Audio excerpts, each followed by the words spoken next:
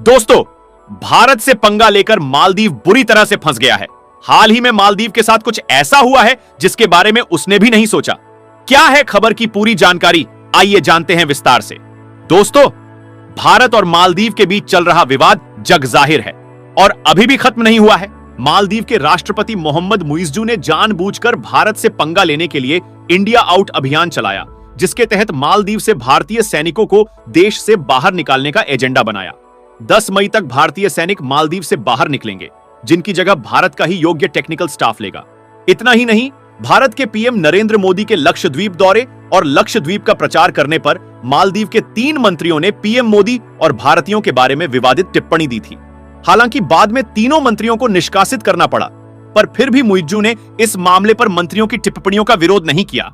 मालदीव ने भारत से पंगा तो ले लिया, पर ऐसा करके अब मालदीव बुरी तरह से फंस गया है। दोस्तों, आप लोगों से निवेदन है कि आप वीडियो तो देखते हैं मगर लाइक नहीं करते।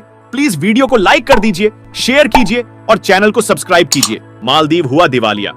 कुछ देर पहले ही आई एक रिपोर्ट के अनुसार मालदीव दिवालिया हो गया है। जी हां, आपने बिल्कुल सही सुना। मालदीव ने आईएमएफ से अपनी स्थिति साझा करते हुए दिवालियापन की जानकारी दी है। बेलआउट की मांग। मालदीव ने दिवालिया होने के बाद अब आईएमएफ से बेलआउट लोन की मांग की है। भारत से पंगा लेने के बाद पहले से जूझ रही मालदीव की अर्थव्यवस्था को और भी झटका लगा और बात अब दिवालियापन तक आ गई है।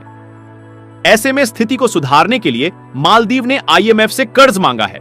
भारत से पंगा लेना पड़ा भारी।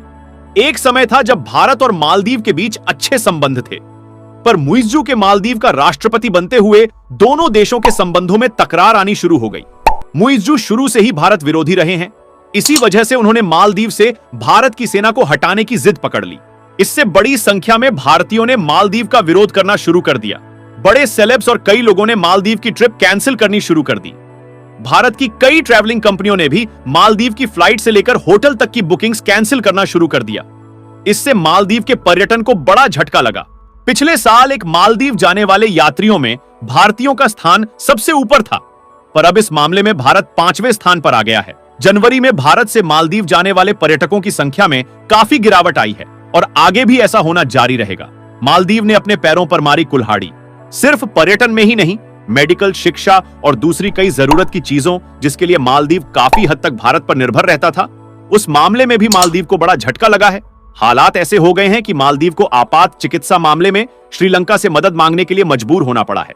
पाकिस्तान, जो खुद कंगाली से जूझ रहा है, मालदीव की मदद करने का प्रस्ताव दे रहा है। यूं तो चीन मालदीव की मदद कर सकता है, पर चीन की मदद मालदीव को आगे जाकर काफी भारी पड़ेगी। ऐसे में मालदीव ने भारत से पंगा लेकर अपने पैरों पर कुल्हाड़ी मार ली है।